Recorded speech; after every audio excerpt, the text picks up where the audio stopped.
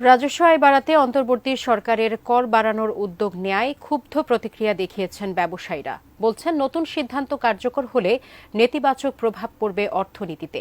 তাই এই সিদ্ধান্ত থেকে সরে আসার আহ্বানও তাদের। অর্থনীতি বিশ্লেষকরা বলছেন, ভ্যাটের মতো পরোক্ষ কর বাড়ালে দিন শেষে চাপে পড়েন সাধারণ মানুষ। মাহাদি সেকেন্দারের রিপোর্টে বিস্তারিত।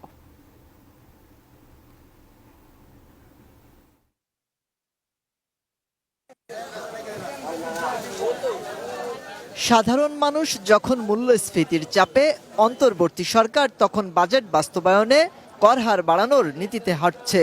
আর পরিকল্পনা বাস্তবায়নে উচ্চবিত্ত নয়, বরং মধ্যবিত্তদের পকেটেই হাত দিয়েছে জাতীয় রাজস্ব বোর্ড এনবিআর। কারণ হোটেল, রেস্তোরাঁ, বিমানের টিকিট সহ প্রাথমিকভাবে ৪৩টি পণ্য সেবার উপর ভ্যাট বাড়িয়ে ১৫% করার সিদ্ধান্ত নিয়েছে সংস্থাটি। এসব খাতে বর্তমানে ভ্যাট রয়েছে ৫ থেকে ১০% হারে।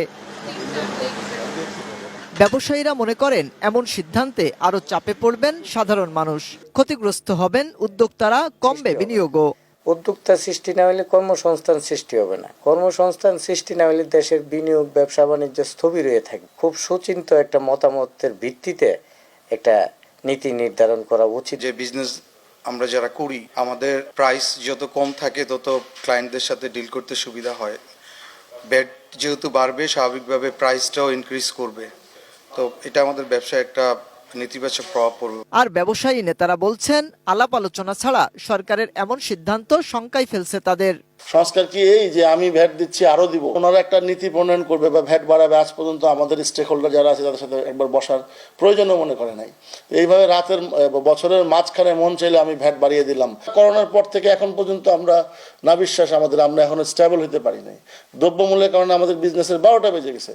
যদিও অর্থ উপদেষ্টার আশ্বাস, ভ্যাট বাড়লেও দাম বাড়বে না নিত্যপণ্যের। জিনিসপত্রের দামের উপরে তেমন প্রভাব পড়বে না, কারণ আমি বলি অত্যাবশ্যক জিনিসপত্র আমরা সব কিছু জিরো করে দিয়েছি। তবে সরকারের এমন পরিকল্পনা বাস্তবায়নের বিরোধিতাও করছেন ব্যবসায়ী নেতারা। সরকারকে আলটিমেটাম দিব, যদি সরকার এখান থেকে পিছু না হটে তাহলে আমরা সারা বাংলাদেশে ধর্মঘটে যাব। অর্থনীতি বিশ্লেষকরাও মনে করেন, এমন সিদ্ধান্তে বাড়বে মূল্যস্ফীতি, ক্ষতিগ্রস্ত হবে অর্থনীতি। এই অবস্থায় আসলে মূল্যস্ফীতি যে বৃদ্ধি পাবে এতে কোনো সন্দেহ নেই, ব্যবসাও যে কমে যাবে তাতেও কোনো সন্দেহ নেই, বিনিয়োগও নিরুৎসাহিত হবে এবং একই সঙ্গে বিদেশি বিনিয়োগ যেটা আছে সেটা নিরুৎসাহিত হবে। ভ্যাট না বাড়িয়ে বরং রাজস্ব আদায় বাড়াতে অটোমেশন ব্যবস্থা চালুর পরামর্শ তার। সবচেয়ে ভালো সমাধান হলো এনবিআর এর অটোমেশন। মাহাদি সেকেন্দার, এটিএন নিউজ, ঢাকা।